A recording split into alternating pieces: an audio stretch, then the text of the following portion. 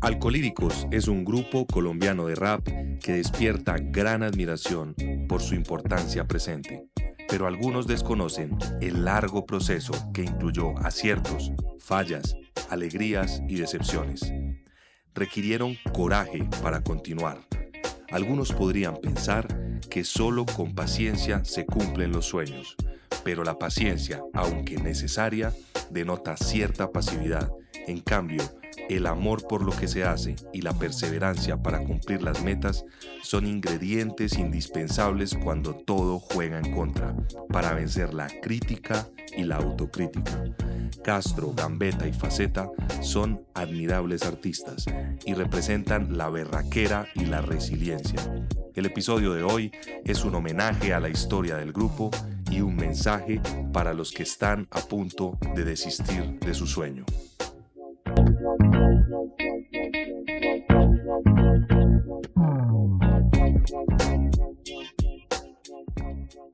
Castro y Faceta, muchas gracias por estar acá el día de hoy acompañándonos.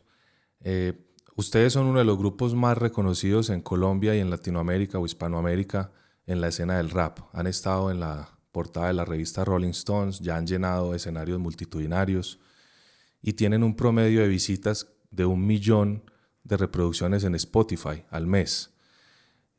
Yo quisiera que ustedes se paren en un momento en el cual los tres se miraron y dijeron, ¿qué es esto que nos está pasando? O sea, ¿esto es más de lo que nos imaginamos o todavía sé que hay muchas ambiciones por lograr, pero en algún momento, digamos, puede ser cuando llenaron la Macarena o cuando estuvieron en el Movistar Arena o en el primer concierto en Estados Unidos o con la publicación o la emisión pues, del primer disco que tuvo gran impacto en la escena del rap, y que se paren en ese momento y nos digan cuál fue más o menos para cada uno de ustedes esa situación. A ver, ¿qué te puedo decir? Yo creo que yo me remontaría incluso mucho más atrás. Sí. Yo siento que fue como en un altavoz internacional en el 2010. Incluso recién habíamos sacado la revancha de los tímidos. Y pues uno viene trabajando, viene preparándose y todo eso, pero digámoslo así, que fue uno de los conciertos más grandes que hemos tenido, y más que en ese tiempo Alcohólicos pues no es lo que es hoy, ¿cierto? Sin embargo, Altavoz sabemos que recoge muchos públicos de todo, pero yo sentí algo especial en ese evento porque sentí que la gente nos estaba esperando. Eso fue bonito. El primer concierto multitudinario, digámoslo así, que nosotros tuvimos fue en el 2007. Fue cuando trajeron a Method Man, que es un rapero integrante de la Wu-Tang Clan, y en el cincuentenario, ¿cierto? Sí. Y ese fue como el primer evento grande al que nosotros nos enfrentamos. Pero yo tengo como muchos recuerdos del 2010 de ese altavoz, porque sí siento que habían muchas bandas y nosotros, digámoslo así, éramos como algo nuevo.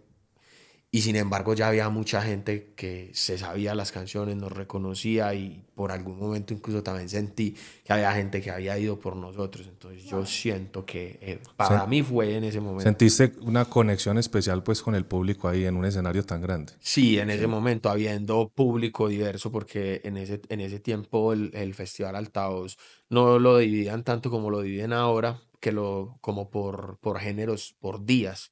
Ahí era como un festival y era eran varios, obvio, géneros afines, ¿cierto? Pero sí, el público estaba regado. Y para Castro, ¿cuál fue ese momento? Pues nosotros hemos vivido pues muchos momentos, incluso han pasado muchas cosas como muy rápidas que uno no alcanza como a asimilarlas todas. Al tiempo es que nos sentamos ahí a conversar y caemos en cuenta de lo que vivimos. Pero hay un concierto también que fue en Pereira, que era la primera vez que íbamos a Pereira. Yo creo que era después de Bogotá, la primera vez que íbamos a otra ciudad. Y también eran como 2013, 2014. Y también era un concierto parecido al Altavoz, de un festival de diferentes géneros, pues. Y cuando nosotros salimos, ese era un mundo de gente y todo el mundo se sabía pues las canciones, cantaba las canciones de nosotros.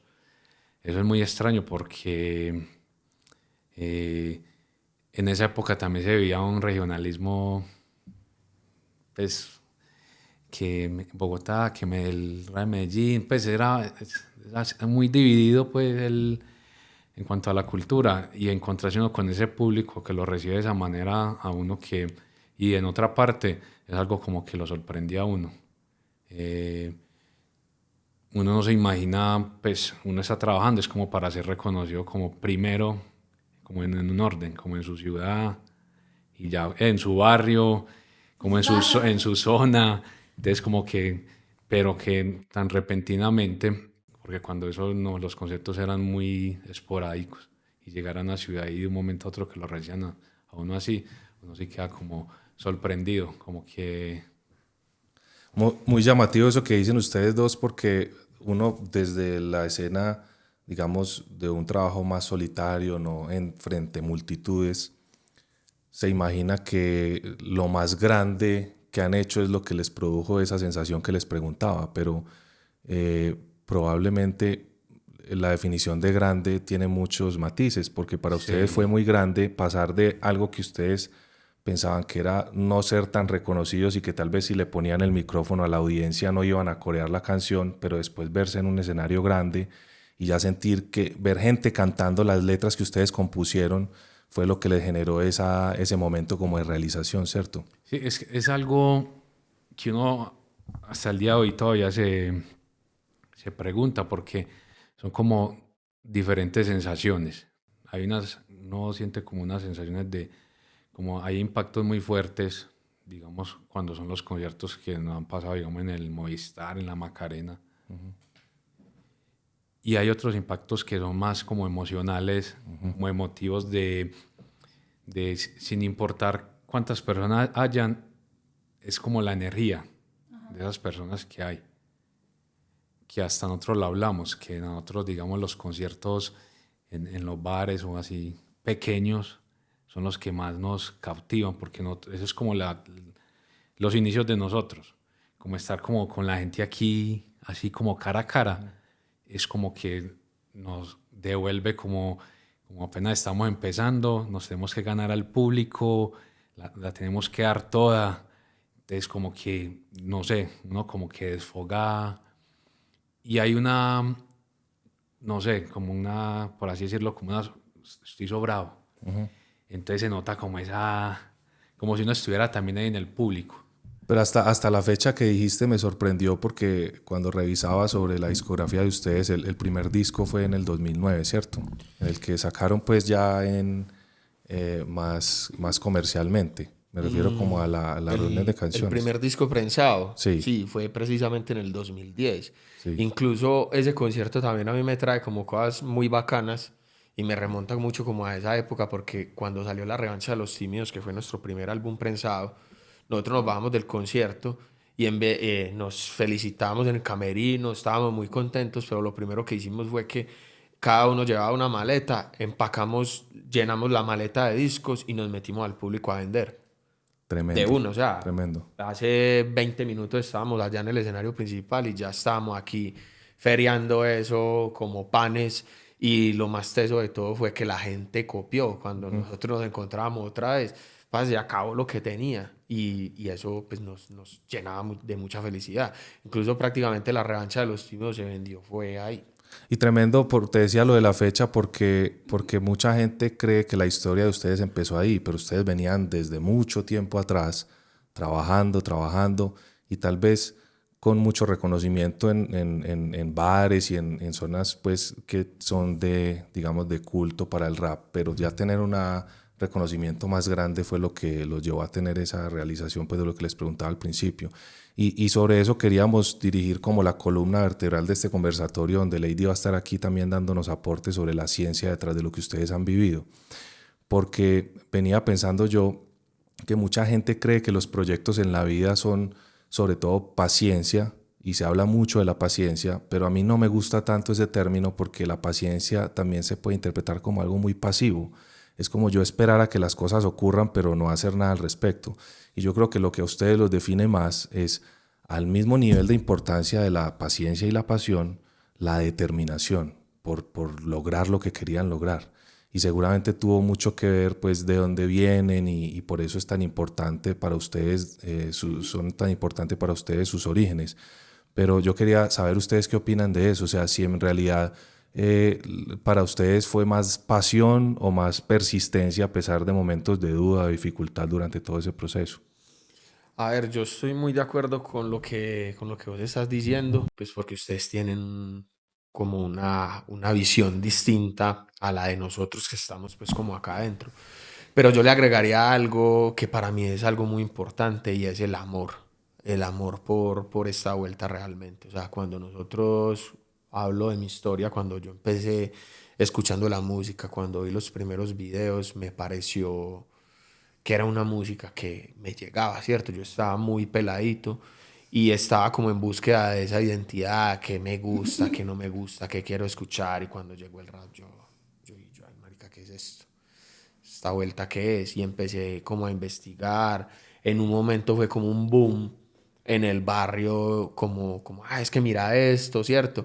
Incluso los orígenes de cada uno de nosotros, sin habernos propuesto, fue por medio del graffiti. O sea, fue como la primera conexión que nosotros tuvimos con el hip hop sin ni siquiera todavía saber que era hip hop, ¿cierto? Estábamos más pelados cuando ya luego empezamos a escuchar la música por los parceros del barrio, por los parceros del colegio. Como que uno decía, yo me siento identificado con esa música, así no sepa lo que están diciendo, porque a mí me llegó primero el rap de la USA, ¿cierto? Y ya luego me di cuenta que también aquí se estaba haciendo todo eso, entonces ya uno empieza a identificarse y uno empieza a depurar qué le gusta, qué no le gusta, cuál es el estilo, ¿cierto? Uno al principio lo quiere absorber todo, pero cuando ya uno va cogiendo más criterio, ya uno va diciendo, bueno, me siento más identificado por este lado que por este lado. Y fue así, pero yo sí siento que hay un componente muy importante y creo que es el amor a esta vuelta, ¿cierto? Porque también hay algo y es que si nosotros hubiéramos empezado en esta época donde ya hay muchas personas o algunas personas que se lucran de esto, uno diría, bueno, también puede ser el interés de querer vivir de algo, pero en ese tiempo eso era impensable. Pero me gusta lo que estás diciendo porque podría uno también complementar el análisis como que la determinación es fundamental, pero el motor de esa determinación es el amor por lo que estás haciendo. O sea, es muy difícil ser determinado y persistente en algo si en realidad no te gusta o no te llega pues al corazón, ¿cierto? Sí, claro, es que yo creo que hay una definición de AZ y es que AZ tiene mucho amor a esta causa, o sea, es algo que nos configura a los tres, de hecho. Y eso que dices del amor me encanta porque es el motor en el cerebro. O sea, en la mente todo se construye a través del amor, desde que somos bebés hasta que somos viejos. Y nosotros pues investigando vimos esa conferencia de TED en la que Gambetta explicaba como que ustedes habían, de hecho, abierto un camino, y eso es lo que vemos más allá de una música y un fenómeno cultural y social. Y yo, que soy apasionada del cerebro, pensaba como, wow, ellos abrieron un camino en el planeta, pues para las personas de Aranjuez, para cualquier otra persona en el mundo que vean que es posible lo que tú dices. En esa época era impensable económicamente ganar algo, ahora hay un camino creado. Y cuando se crean los caminos afuera, primero se crean en el cerebro. Entonces yo empecé a buscar artículos científicos, cómo es que alguien, a través de la fuerza del amor, tiene la determinación o el temple para persistir, persistir, persistir y crear. Y encontré 3 porciones del cerebro que son supremamente importantes, que las hemos mencionado en otros episodios, y quedé fascinada con eso porque la primera es el cíngulo, esta partecita del cerebro.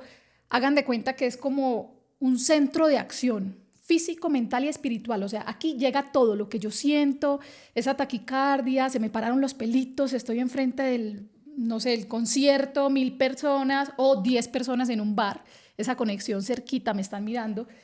Aquí se activa esto, y en un estudio de pacientes con epilepsia, en donde metían electrodos, unas epilepsias específicas que se operan, al activar o estimular eléctricamente esa zona, la gente sentía el miedito, pero como esa fuerza de voluntad, como que yo voy es para adelante, y les daban diferentes ejemplos. Vení, les decían diferentes retos mentales. Vos vas en un carro y se te pincha una llanta, pero estás a no sé cuántos kilómetros de llegar. ¿Vos qué haces? Y todos de manera simultánea respondían igual, no, imparable, o sea, voy para adelante. Entonces digamos que el cíngulo es como ese motor de voy para adelante. Hay otra parte que es el prefrontal, que es como la torre de control, la que le dice a uno, error, has invertido mucho tiempo, llevas meses haciendo esto, llevas años y no tienes reconocimiento, qué sé yo. Ya, suéltalo, o sea, ya, hace otra cosa. El prefrontal en las personas con determinación se hace más pequeñito, en una zona específica del lado izquierdo. Entonces es como lo que nos hace obstinados, que a uno le dicen como, venga, pero ya por ahí no, que por ahí ya le vio, uno es como, no, es que vamos, es que lo voy a hacer. Y adentro profundo hay un sistema de ganglios basales, está el putamen, que es el que me motiva, el que se crean los hábitos automáticos. Por ejemplo, cuando uno aprende a montar bicicleta, que a uno eso nunca se le olvida, o sea, es como un bloque automático en el cerebro. Esa zona tiene ambición por aprender, ¿sí? No es una ambición económica, no es una ambición de placer, es como, ¿cómo se hace esto de bacano? ¿Cómo son estas letras? ¿Cómo es esta música? ¿Cómo impactó a la gente? O sea, todo lo que cada persona en su proceso hace, aprende, esa parte está grande. Entonces miren que hay unas partes del cerebro que se hacen pequeñas para poder lograrlo y otras que se hacen grandes y se conectan diferente. Entonces yo lo diría como que sé lo que quiero, estoy motivado, o sea, lo que tú dijiste, esto, ¿qué es esto del rap? O sea, ni siquiera lo entiendo porque es en inglés, pero me mueve, estoy motivada, tengo miedito, o sea, siento que se me paran los pelitos, tengo la taquicardia, me siento acalorada, pero voy para adelante. Sí, ese sería como el resumen de lo que una persona con determinación, o como usted es un grupo con determinación, tiene en su cerebro, y eso me parece fascinante. Me gusta mucho eso que mencionaron ahorita sobre el hecho de que eventualmente había una preocupación por poder vivir de esto y que lo que motivaba lo que ustedes hacen es el amor, pero que también es importante que esto sea sustento, ¿cierto? Y recordé una de las canciones que ustedes tienen en las cuales Castro habla sobre confundir comer con comercial, y seguramente ahí pues hay una idea muy profunda detrás, pero yo quería enfocarme en el hecho de que para algo que uno haga en la vida que tenga propósito debe, según una filosofía japonesa que llama Ikigai, debe tener 4 elementos. Que a mí me guste, que yo sea bueno para eso, que tenga una función social y que yo pueda vivir de eso, ¿cierto? Entonces a veces se confunde mucho en la vida, como si vos, por ejemplo, nosotros como médicos, si vos tenés vocación para la medicina, vos no te debería importar si te pagan o no, sino simplemente atender a la gente y ya. Pero la gente olvida que para que un proceso pueda llevarse a largo plazo, que pueda sobrevivir, también se necesita que haya un sustento producto de ese esfuerzo. Entonces, yo quería que tú nos dijeras, Castro, en toda esta historia de Alcolíricos, cómo se dieron esos 4 elementos de la filosofía del Ikigai como el propósito de vida y ese tema que es tan difícil a veces en este tipo de arte o de decisiones en la vida, que es el sustento, que es tan difícil a veces de lograr. ¿Cómo se llevó a cabo eso? Sí, digamos, en cuanto al género que nosotros hacemos, aquí es demasiado difícil. Por eso cuando Alcolíricos logró estas cosas, es algo como, wow, sí, es algo inesperado e impensable, hablando sinceramente. Vos acá, digamos en la USA, una persona, un rapero puede ni salir del país y puede vivir muy melo allá. Acá usted tiene que trabajar 3 veces más y eso, mira a ver qué sucede, uno sabe qué pasa. Hay muchas cosas que, digamos, la gente que dice que ellos ya no son lo mismo de antes, y, pues, pero digamos, Faceta, después de un tiempo en que Alcolíricos era ya reconocido, Faceta estaba trabajando en una fábrica. Nosotros ya habíamos sacado unos discos y aún estábamos trabajando normalmente. Llegó un momento en el que nosotros dijimos, ¿es esto realmente lo que nos apasiona? ¿Esto realmente lo que nosotros queremos hacer? Es lo que tenemos que dedicarle el 100%. Entonces nos tenemos que salir de trabajar. Eso fue un azar, por así decirlo, que nosotros, pero sí, realmente sí necesitamos enfocarnos en lo importante que era eso. No sé qué estamos pensando en el momento porque, o sea, eso es un riesgo que estábamos tomando en ese instante. Pero lo que queríamos era dedicarle nuestra vida, nuestro tiempo, a que nuestra música fuera lo mejor posible, porque con estar trabajando no teníamos... Pero tuvo que haber sido un punto de quiebre, ¿no? O sea, si ustedes no toman esa decisión, seguramente no hubiera ocurrido todo a la misma velocidad. Probablemente se hubiese acabado la gasolina. Yo creo que en el camino fuimos aprendiendo muchas cosas. Y eso, digamos, todo lo que sucedía en la escena nos sirvió de espejo, de mucho ejemplo para la manera en que nosotros trabajamos. Nosotros pasamos por 1000 cagadas. En un concierto, el sonido malo. Entonces, ¿qué decíamos nosotros? Si queremos un sonido bueno, necesitamos un ingeniero de sonido. Sí. No empezamos con el super ingeniero, pero empezamos con un parcero que sabía medio. Sí. Si necesitamos que la música suene como nosotros queremos, necesitamos pagar un buen estudio. De lo poquito que nos ganamos, ahorre para pagar, para que esas canciones queden como nosotros queremos. Si vos querés algo, tenés que buscar la manera de encontrar esos resultados. Y yo creo que es una tarea que nosotros aprendimos muy bien, es invertirle al sueño. Sí, invertirle al rap. Y cuando se empiezan a generar esos resultados, ya cuando vos tenés un producto bien hecho, que es lo que querés, ya que lo mostrás, lo tenés que hacer valorar. Sí. Muchas personas dicen como que que cuando vos ya te empiezan a pagar por esto, dejas de perder esa esencia del rap. No, pues yo sé que todo el mundo quisiera que lo que más le gusta hacer, eso tuviera ganancias de eso. Y nosotros trabajamos también para eso. Y nunca perdemos nunca sin perder lo que nosotros siempre hemos querido hacer, porque primero que todo, para que vos recibas una ganancia por lo que haces, tenés que hacer eso. Sí. Y eso es lo que siempre hemos tenido nosotros como base. Pero de hecho eso que decís me parece supremamente importante porque yo creo que la gente sí les reconoce. O sea, nosotros también hicimos la tarea de meternos a foros y ver como si yo no sé si ustedes intencionalmente quieren llevarle un mensaje a la gente de berraquera, de determinación, de temple, pero la gente sí está recibiendo ese mensaje. O sea, uno sí ve muchos comentarios, yo estoy seguro que ustedes los han visto también, aunque sé que no les da tiempo de leer todo lo que les escriben, pero yo alcancé a leer varios mensajes que la gente que los quiere a ustedes les escribe y hay historias de pues cosas muy emotivas porque... y también reconociéndoles, te quería decir esto, reconociéndoles que increíblemente ustedes nunca abandonaron el core del proyecto, a pesar de que hubiese podido ser más rápido el crecimiento comercial cambiando de rumbo, que eso lo ve uno con muchos artistas pues que no vamos aquí a mencionar, pero es muy común que si un género de pronto no es tan comercial o no es tan masivo o no está tan de moda, aunque yo siento que el rap, gracias a ustedes, en parte ha ido cogiendo más vuelo cada vez. Por poner un ejemplo, ustedes simplemente un día se reúnen y dicen, bueno, esto no está dando, nos tenemos que aliar con este artista que está pegado, no sé si eso cómo funciona, si les toca pagarle algo o no, y de pronto por ahí nos vamos, pero empezarían a perder el core de lo que son ustedes. Y ustedes eso siempre lo tuvieron supremamente claro. ¿Eso fue una lucha de día a día o eso ni siquiera lo tenían que hablar? Eso ya estaba clarísimo. Yo creo que parte de nuestra base siempre ha sido la sinceridad con nosotros mismos y con la música. Siempre hemos sido muy sinceros y yo creo que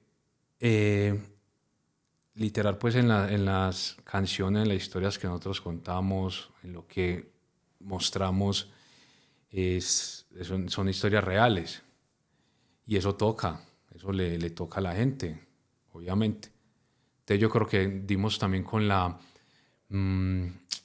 no sé si es la fortuna o realmente es algo que sí o sí pues pasa. Una persona te cuenta una historia de que tiene un familiar enfermo, obviamente yo me voy a sentir la empatía, yo creo, eso como la empatía, yo me voy a sentir como angustiado porque a mí también, yo he tenido también familiares enfermos. Entonces yo creo que también la música como que es el plus para eso y la sinceridad que ponemos en esa música para que la gente se conecte de esa manera, que es la vida misma. Entonces yo creo que mientras nosotros seamos sinceros, que siempre lo vamos a hacer con nuestra música y con nosotros, yo creo que la gente va a sentir eso. O sea, esa realidad, eso siempre la gente lo va a tocar. Esto aquí no es de ficción, porque si fuera ficción, eso cualquier persona lo podría hacer. Sí, eso que acabas de decir son las frecuencias eléctricas. O sea, eso se transmite. Ustedes han escuchado que últimamente la gente habla de la vibración y la energía. Cuando uno se va a la parte molecular es real. O sea, las personas transmitimos ciertas frecuencias eléctricas. Cuando ustedes están en un concierto y cogen esas palabras reales de la vida y las transmiten a otros, las otras personas son como que, wow. Y esa conexión de todos cantando al mismo tiempo, pues digo yo cuando no están improvisando, sino que son las canciones y las letras y la gente se las sabe, esa conexión genera mucho bienestar social, se liberan neurotransmisores de bienestar, hormonas, la gente sale a un concierto, wow, recargado. Y yo siento que ustedes también, obviamente, tienen esa sensación y eso los conecta más con la comunidad. Sí, yo de un tiempo para acá, yo tengo como un dicho interno que pues para mí hay algo y es como la energía no miente, o sea, desconociendo todo esto que vos estás diciendo, pero sí, yo digo que nosotros somos más energía que cualquier otra cosa, porque no es gratis, uno hace clic con personas que uno no conocía y las hace bien, o hay personas que uno medio las ve y uno como que, cierto, yo digo que a veces es como eso, ¿cierto? Como esa energía. A veces yo también voy a hilar algo ahí de lo que se habló ahora, y es lo que decías de la vocación. Yo a veces siento que a veces nos enfocamos mucho en algo que nos gusta y que queremos algo que nos gusta, pero realmente no nos detenemos a pensar si realmente somos compatibles o no. Y eso a mí me pareció muy teso y eso fue una cosa que yo dije. Sin haberlo pensado, sin haberlo propuesto, yo sentí desde el principio cuando escuché el rap que había una compatibilidad con esa música y por eso me siento tan cómodo en ella. Lo mismo cuando uno va a elegir una pareja. A veces uno elige una pareja pensando en lo físico o en otras cosas y a veces no piensa tanto en lo compatible que es. Y siento yo que pasa en la vida. O sea, no sé, como dice Castro, si eso está escrito, si eso tenía que pasar, pero si vos pillaras internamente cómo es la compatibilidad que nosotros tres tenemos, yo a veces me pongo a pensar solo en eso. Lo compatibles que somos nosotros tres es muy charro. O sea, porque es que ni que nos lo hubiéramos propuesto sale algo así. Entonces sí siento que la energía sí tiene un poder muy grande de conexión y crea una red gigante. Tremendo. Y eso que estás diciendo es de nuevo, eso es filosofía, porque por eso separan en el propósito de vida, pues hay muchas filosofías, pero esa que me gusta tanto, esa japonesa, separa lo que a mí me gusta de lo que yo soy bueno. Hay gente que es muy buena para algo, pero no le gusta. O hay gente que algo le gusta. Y yo no sé, ustedes que ya son expertos en el tema porque han trasegado esto por muchos años, ven a alguien que promete, pero el pelado no lo quiere hacer o no se deja guiar o simplemente está enfocado en otras cosas. Y usted dice, bueno, es que el talento no es suficiente, ¿cierto? Que esa es otra de las discusiones pues eternas en muchas entrevistas.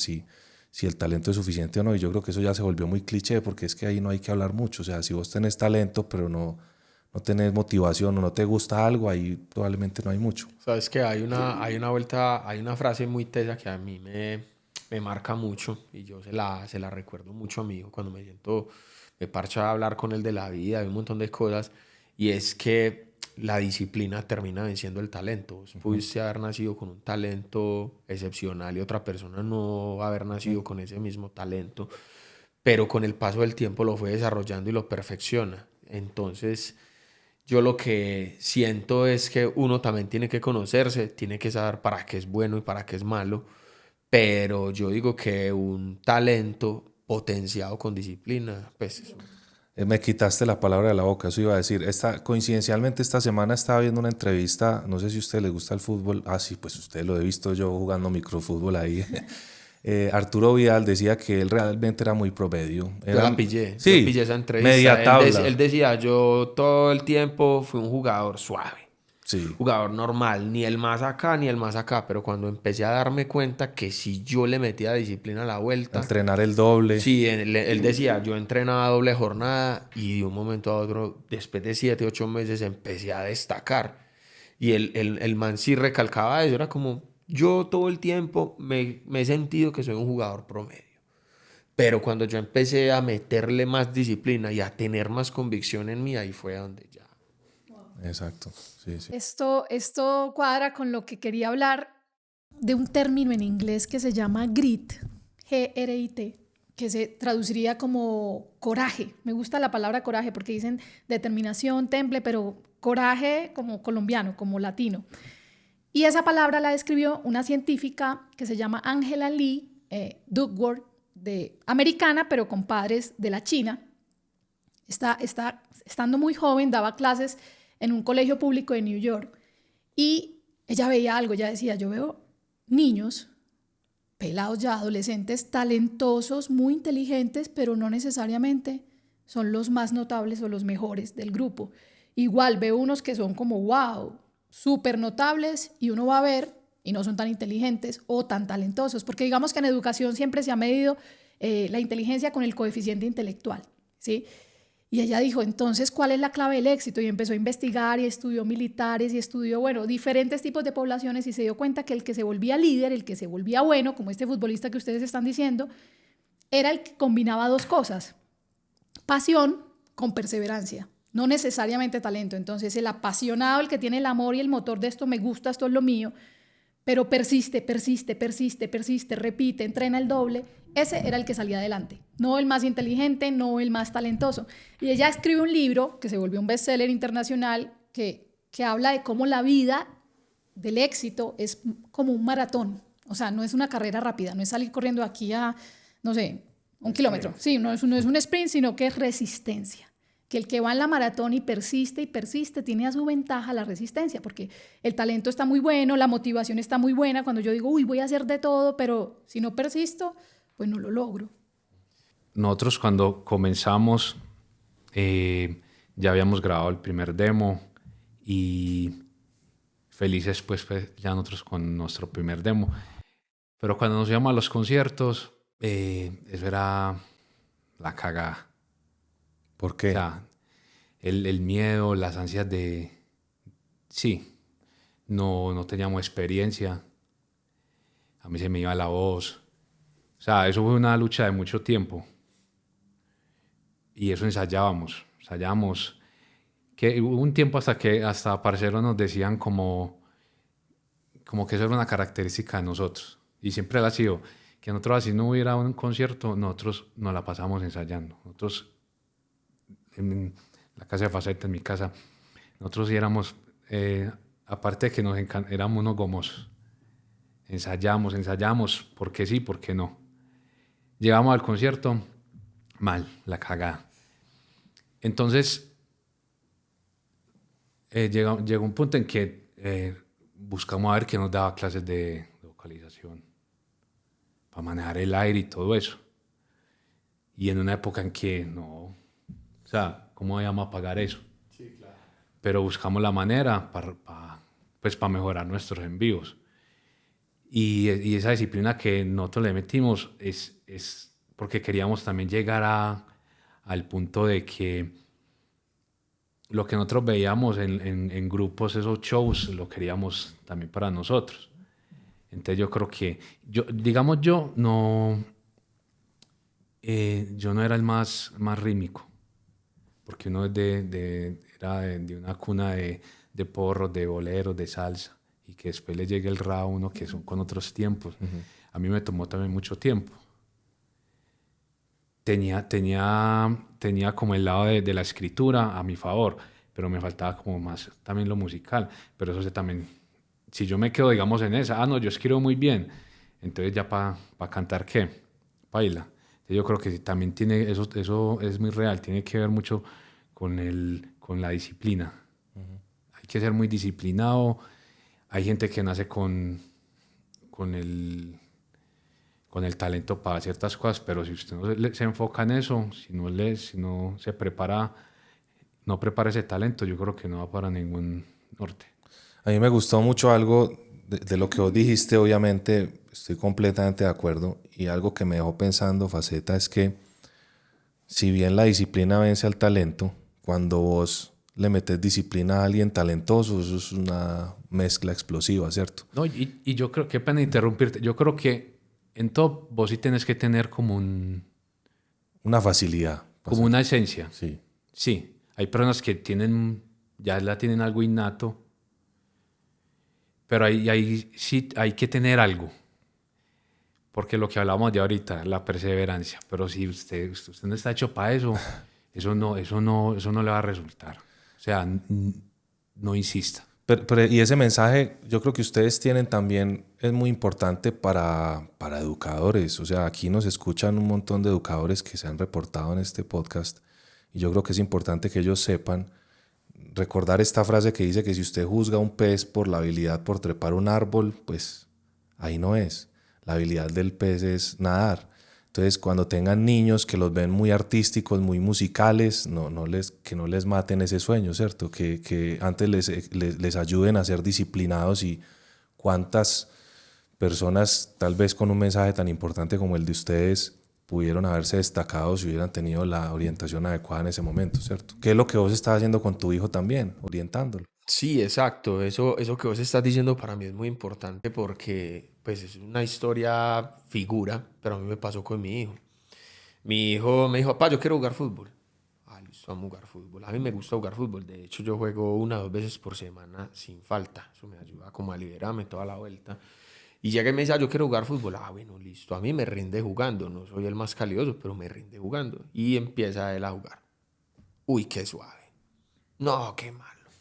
Yo no, no. Ah, pa, es que yo quiero ser no de qué. Ah, bueno, listo. Métase de lateral. Nada. Cuando llegó un punto y me dijo, yo quiero ser arquero. Yo le dije, ya no quiere hacer nada. Le compré los guantes más baratos que habían. Oiga, es como si ese pelado alguien ya le hubiera enseñado. Ya le hubiera enseñado. Y desde eso se quedó tapando. Entonces es eso. ¿Qué pasa? A veces también es un llamado muy teso a los padres que a veces por la vida adulta no tenemos tiempo y no le prestamos atención a las señales que los mismos hijos nos están enviando. Un capricho. Exacto.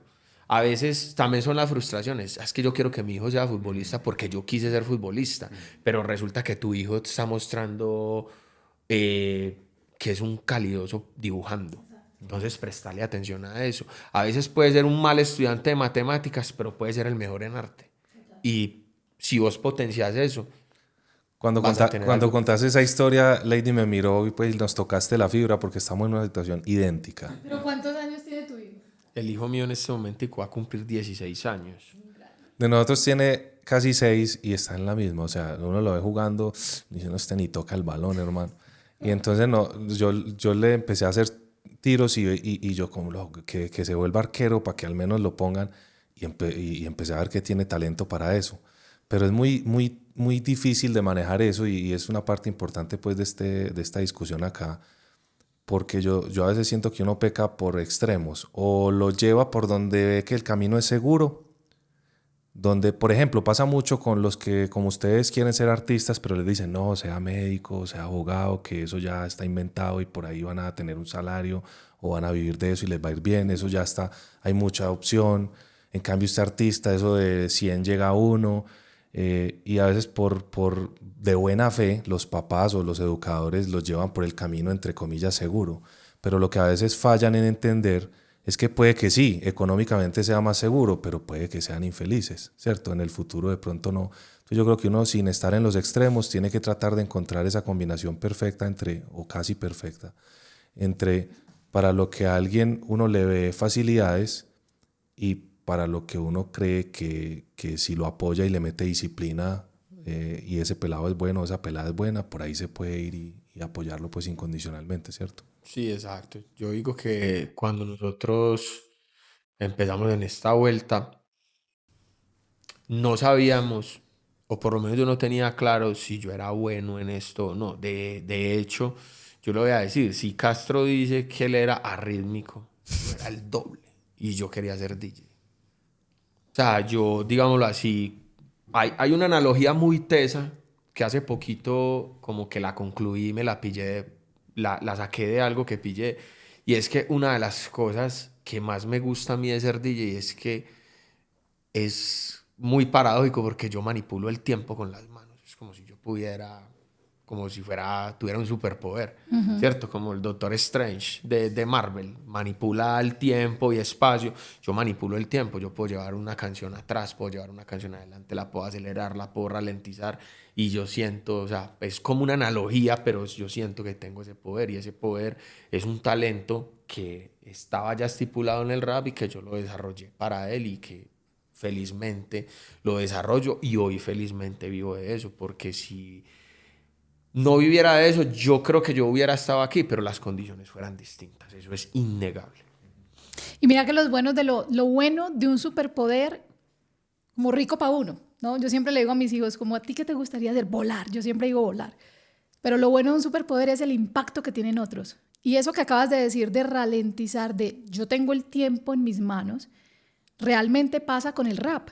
Estuve estudiando varios estudios científicos que demuestran que como los tiempos son más lentos, digamos, comparado con otros géneros, el rap cambia la percepción del tiempo. O sea, esa sensación subjetiva que yo tengo de cómo va el tiempo disminuye en las personas que lo escuchan, en las personas que lo cantan, y eso genera calma. Sí, es una estrategia de bienestar porque como que me baja las revoluciones ahora que vivimos tan acelerados. Entonces ese superpoder que tú tienes está impactando a todos los que escuchan este género.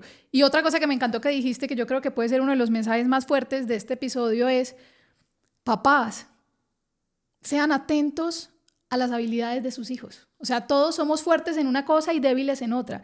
Y lo que decía Juan ahorita me mueve mucho, porque es que, a él le va mal en matemáticas, profesor de matemáticas. No, ¿en qué le va bien? Métale profesor a eso. O sea, potencie, pero para eso uno tiene que verlos, oírlos, pasar tiempo con ellos. O sea, de verdad conectar eléctricamente con los hijos para uno poder decir, uy, a este le va mejor de arquero que de volante o de delantero, qué sé yo. Para eso tenemos que pasar tiempo con nuestros hijos, y ese mensaje a mí me mueve mucho, las fibras.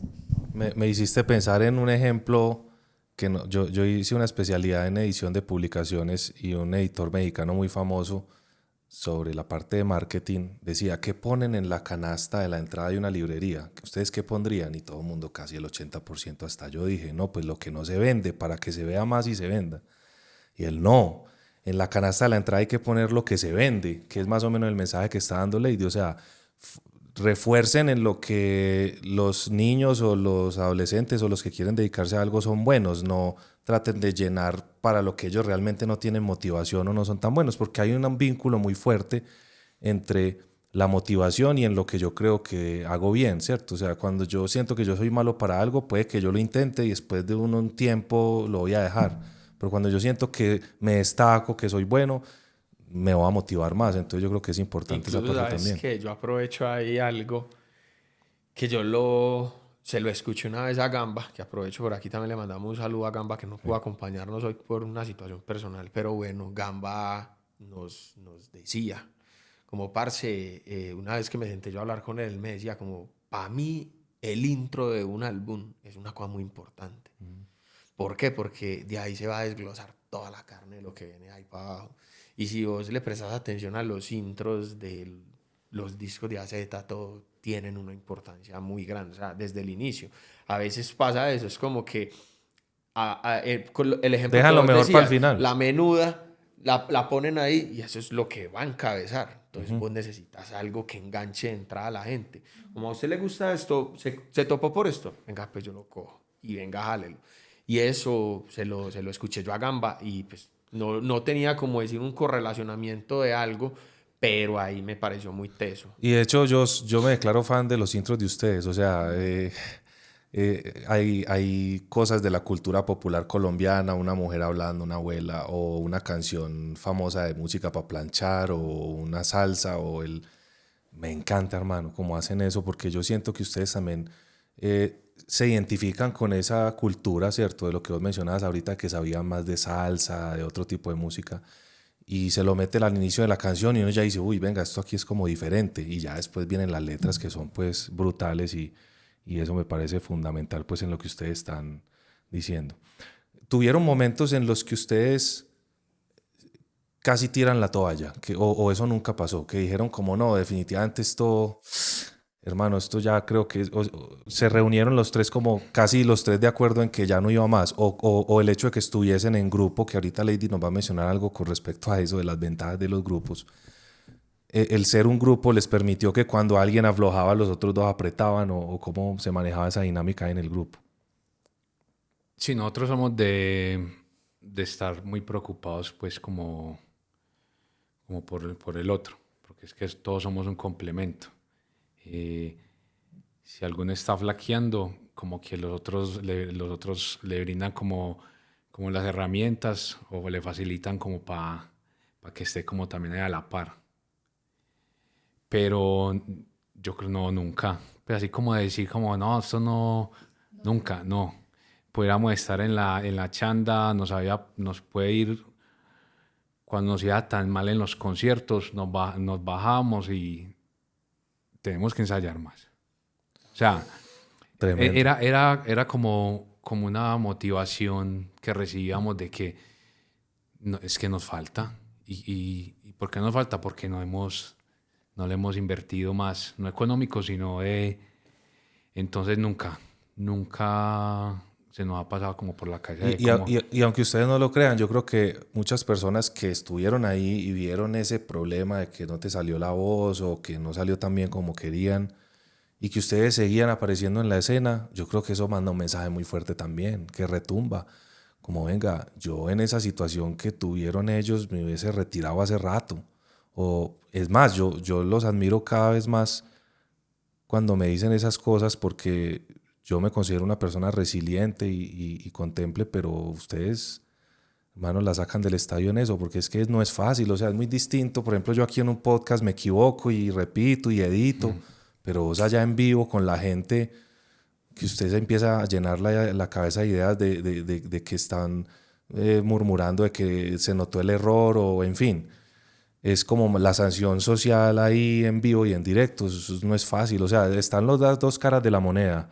Puede ser muy bacano porque hay resonancia con el público, pones el micrófono y te cantan la canción, o puede ser un desastre y en los desastres ustedes salieron avantes y mostraron pues la berraquera. Sí, y nosotros yo creo que también hemos sido muy de entender lo que estamos haciendo y todo lo que sucede.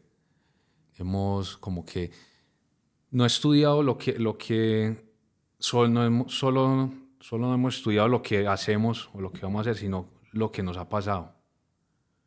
Entonces, todas esas cosas, todos esos baches que hemos tenido, no nos quedamos como, qué caga esa vez, no. Eso lo cogemos y lo estudiamos. Decimos, bueno, si vuelve a pasar esto, ya sabemos o sea, le buscamos, como, todo eso ha sido como antes nos ha ayudado, porque sabemos que siempre que vamos a hacer algo, siempre hay esa emoción y esa seguridad, más no confianza. Aparte de que nosotros somos más pesimistas que un berraco. Eso sí, téngalo por seguro, nosotros somos muy pesimistas. Yo creo que siempre pensamos, uy, ¿cómo irá a estar eso?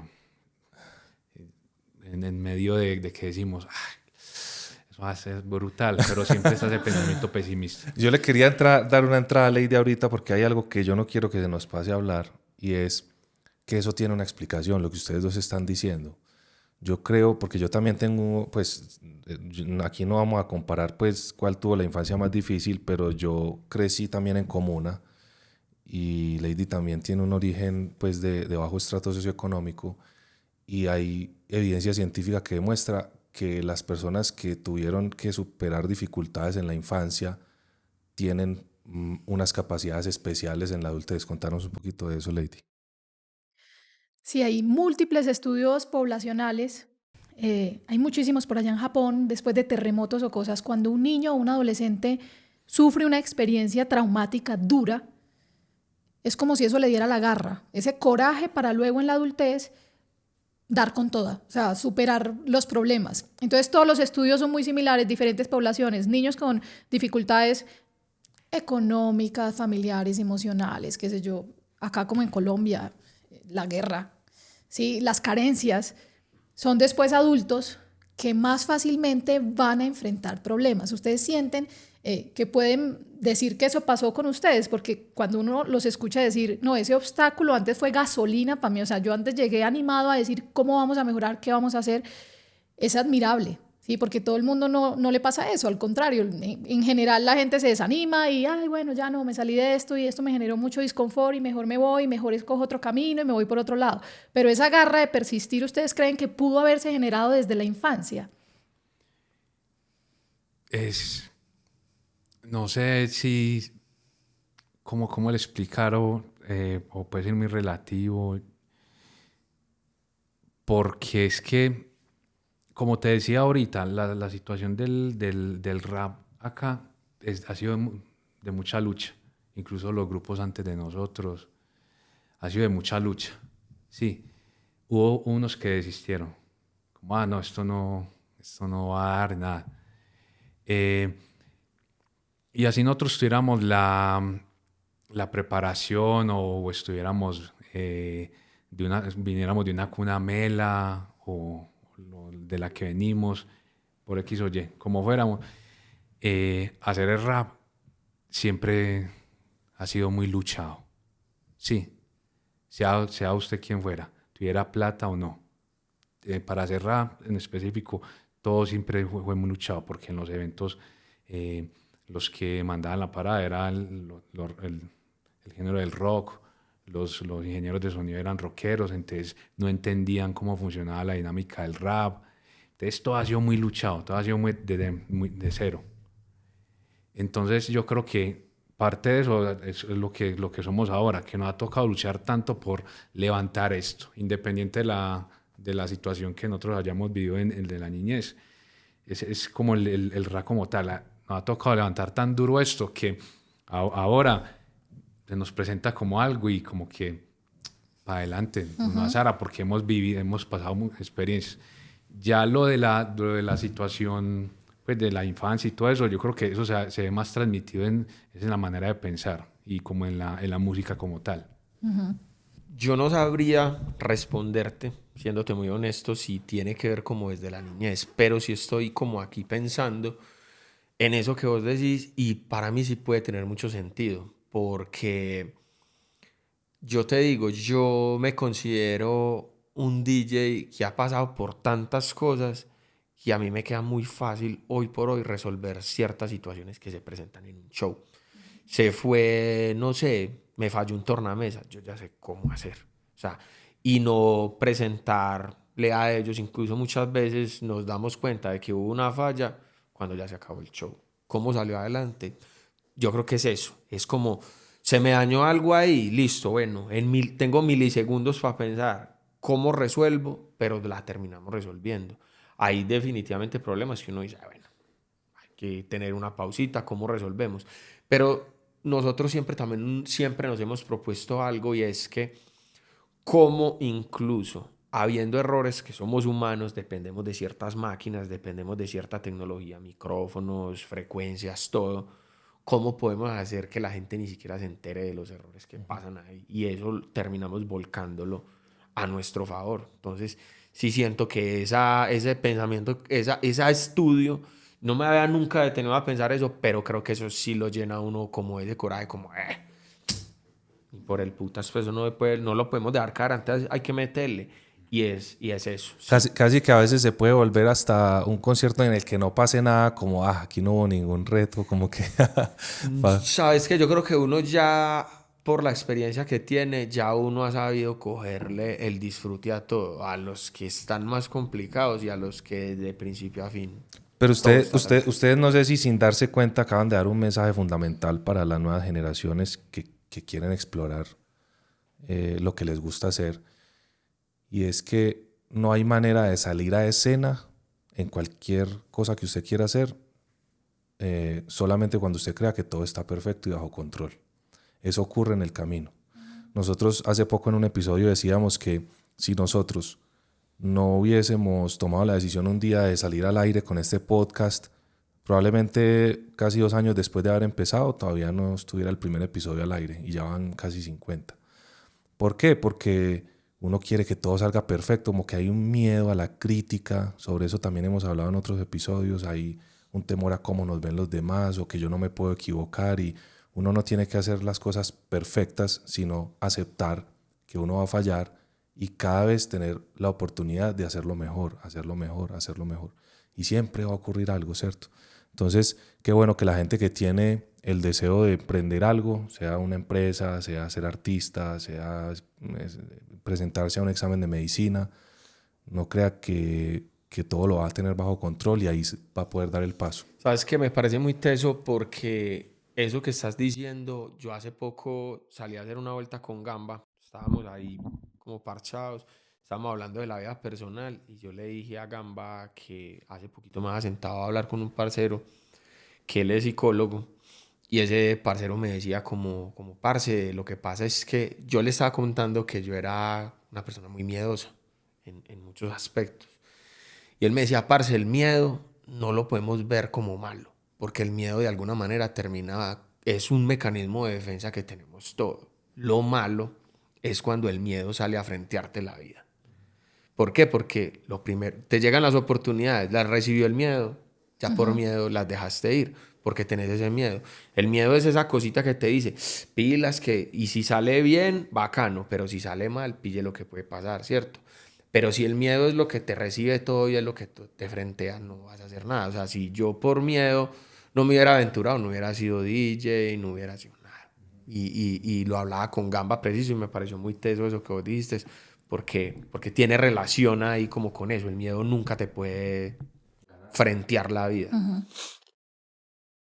Eso también tiene algo que ver con muchas de las canciones de nosotros que uno no se da cuenta de qué va a pasar con algo si usted no lo hace. Sí. Que vos decís que si no hubieran hecho el podcast, no sabrían si lo hubiera funcionado o no. Hay muchas de las canciones de nosotros o sea, las canciones de nosotros que nosotros hacemos es porque nos gustan. Nosotros no hacemos canciones por encargo. Y nos hemos llevado muchas sorpresas cuando una canción se vuelve muy popular. Pero que porque esa canción se volvió muy popular, entonces vamos a seguir haciendo canciones que se parezcan porque van a seguir, no. Incluso hay muchas canciones que nosotros nos fascinan y son las que la gente menos escucha.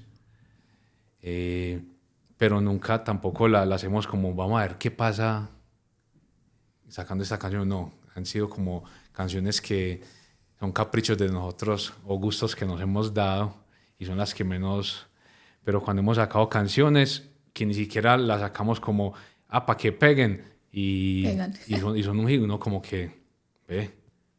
Pero si no hubiéramos hecho la canción no nos hubiéramos dado cuenta que hubiera pasado. Total. A nosotros nos pasa algo similar con los episodios o con productos, pues contenido que hacemos que decimos, esto va a encantar, está buenísimo. Cero. O cosas que decimos como, ya eso salió así y la rompe, ¿cierto? A veces es difícil como predecir.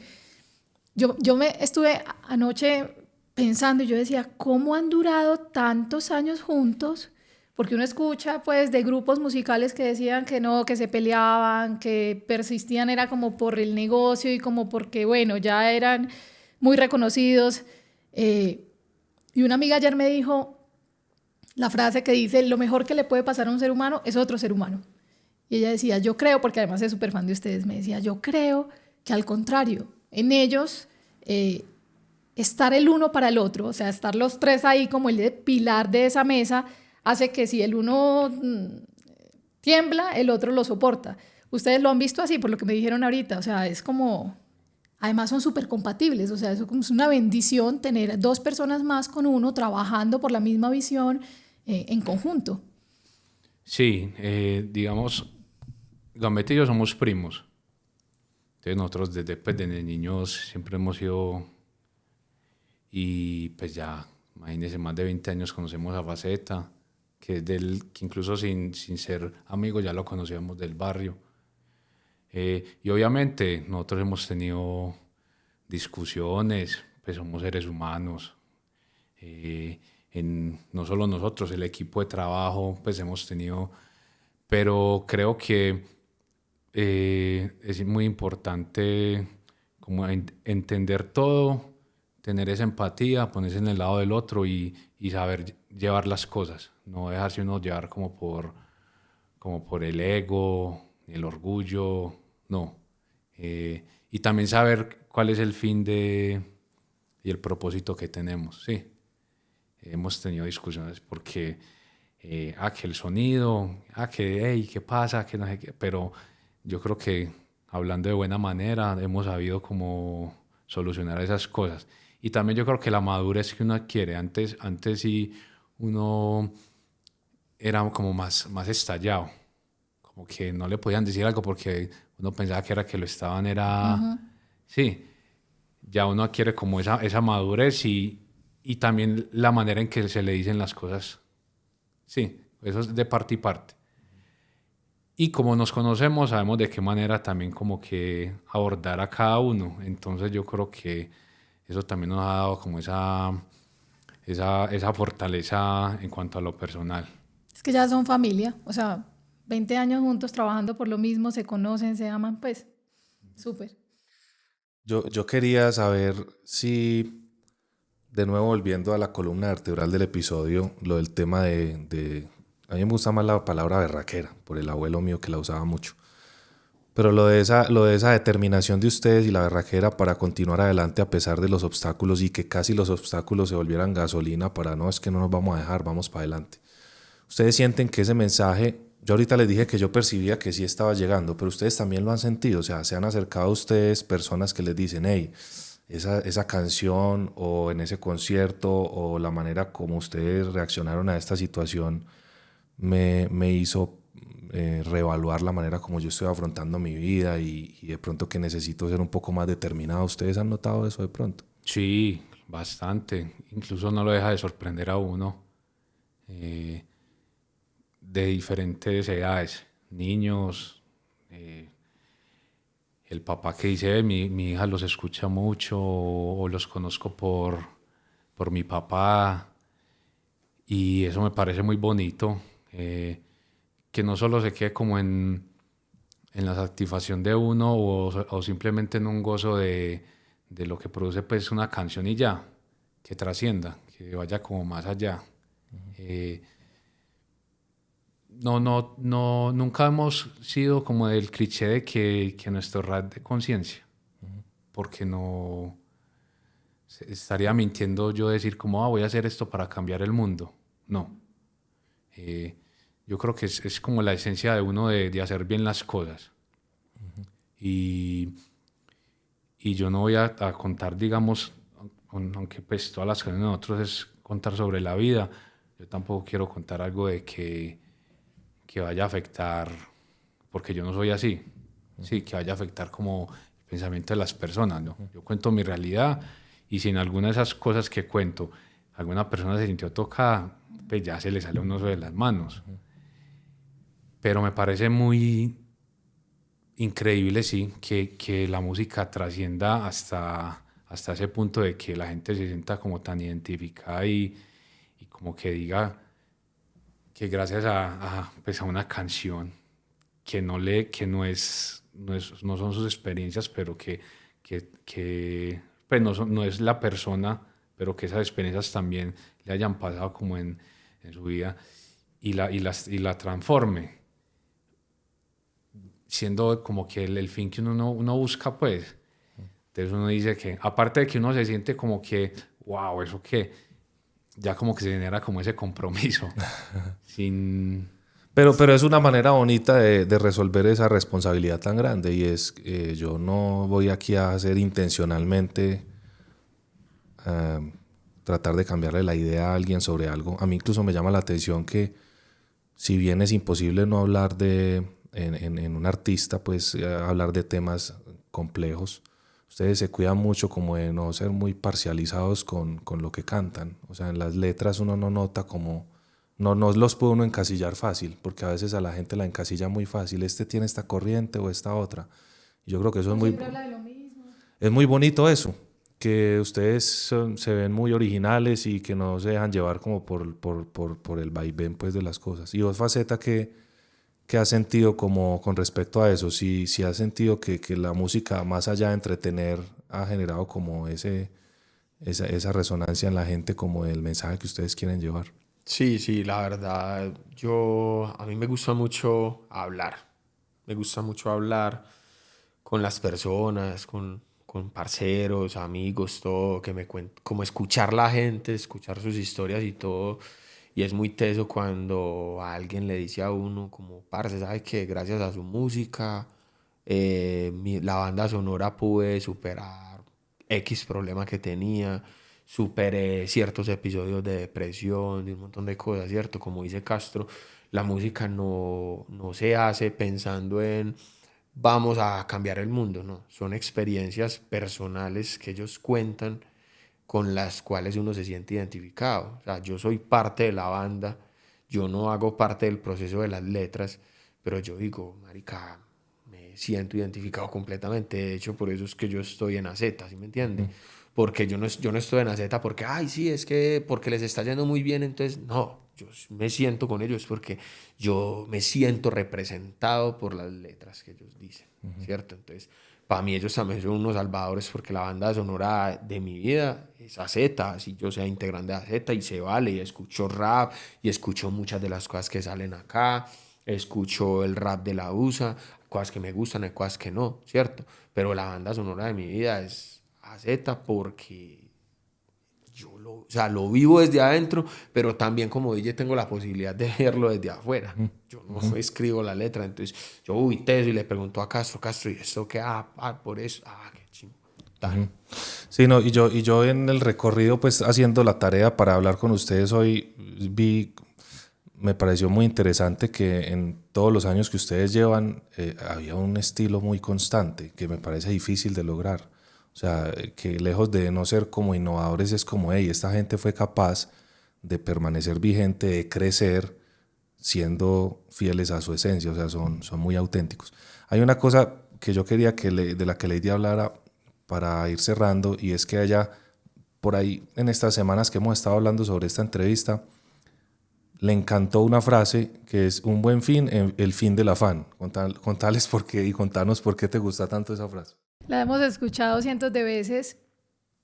Es que debemos dejar de estar afanados, ¿no? O sea, como que ahora con la tecnología, con esto que nos mantiene conectados y nos llegan mensajes y notificaciones y redes sociales y pantallas, estamos a una velocidad mayor. Y científicamente se ha demostrado eso. O sea, el prefrontal, que es la torre de control, como decir en el aeropuerto, el que dice cuál avión despega, cuál aterriza, cuando estamos usando pantalla se acelera.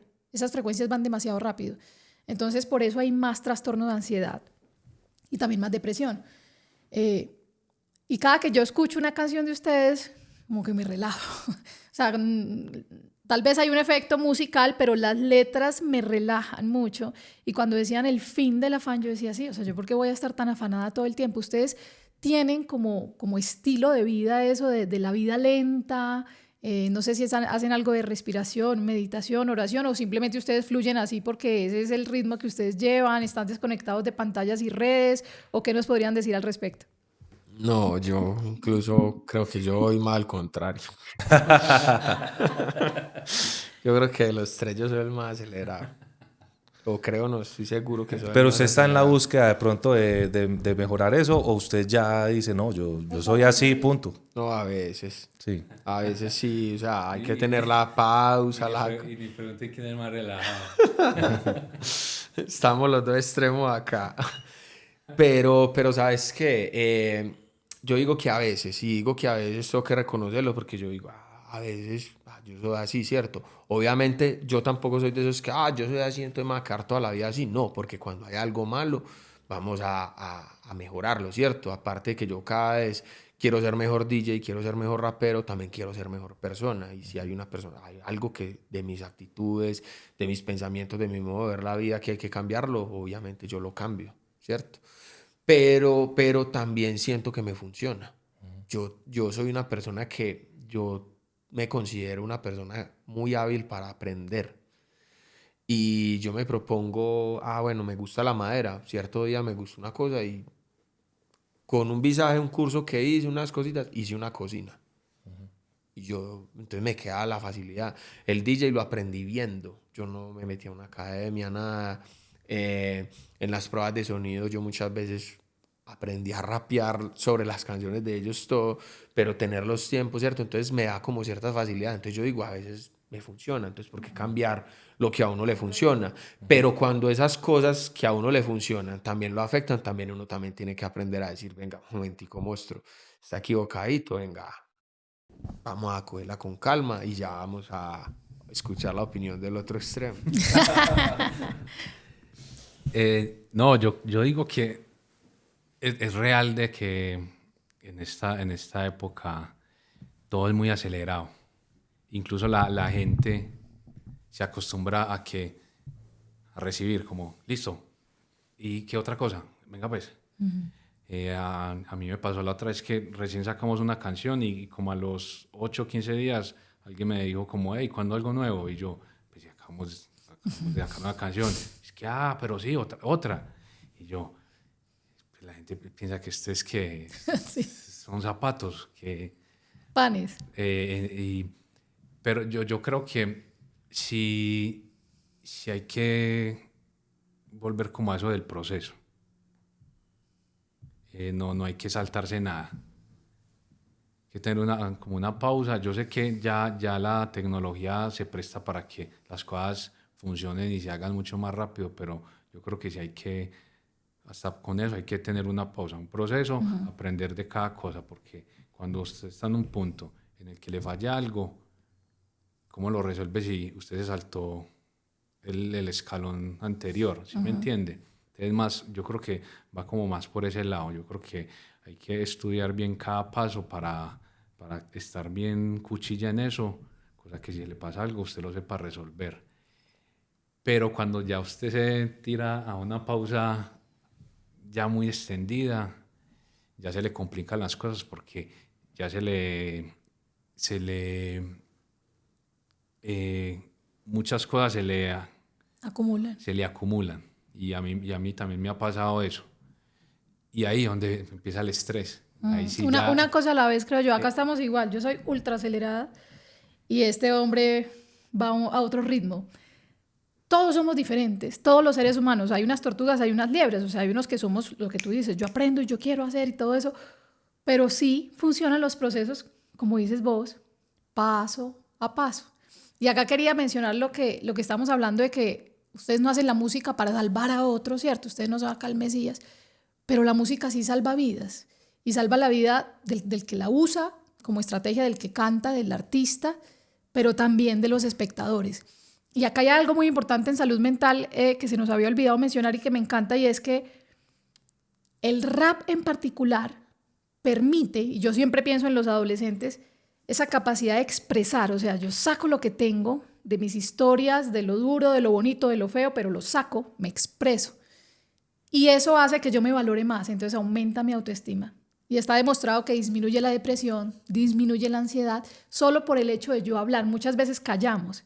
Y el rap es un canal para sacar lo que yo tengo adentro, y cuando yo lo saco, lo expreso, lo vivo, aprendo a regularlo y ya sé para dónde va, ¿sí? Entonces, esto me encanta, lo que ustedes hacen, los admiramos muchísimo, pero me encanta aún más cuando uno ve esos conciertos y ve todos estos muchachos sacando todo esto que tienen adentro, expresándolo y haciendo esas conexiones neurales necesarias para vivir sanos, ¿cierto? Para salvarse de muchas veces del dolor que es inevitable. Bueno, yo he disfrutado mucho pues esta conversación con ustedes. Ya llevamos un ratico hablando y yo creo que el mensaje principal quedó más o menos claro. Les quiero, en nombre mío y el de Lady y en nombre de todos los que nos escuchan, agradecer, porque sé que ustedes no la tienen fácil con la agenda para sacar estos espacios. Para mí era muy importante que ustedes sintieran que más que hablar de datos, digamos, superficiales, ustedes son personas que yo considero muy inteligentes, porque uno lo ve en las letras, en las mezclas que vos haces, se necesita inteligencia para eso. y siento que logramos entrar un poquito en la cabeza de ustedes y que nos dijeran todo lo que ustedes han vivido y lo que han analizado en toda su carrera, y que la gente que ya los conoce se den cuenta que hay personas muy, muy inteligentes detrás de todas esas letras, y que los que no los conocen se animen a escucharlos, porque creo que hay muchos mensajes supremamente valiosos ahí. Muchas gracias por haber compartido con nosotros este espacio. No sé, muchas gracias.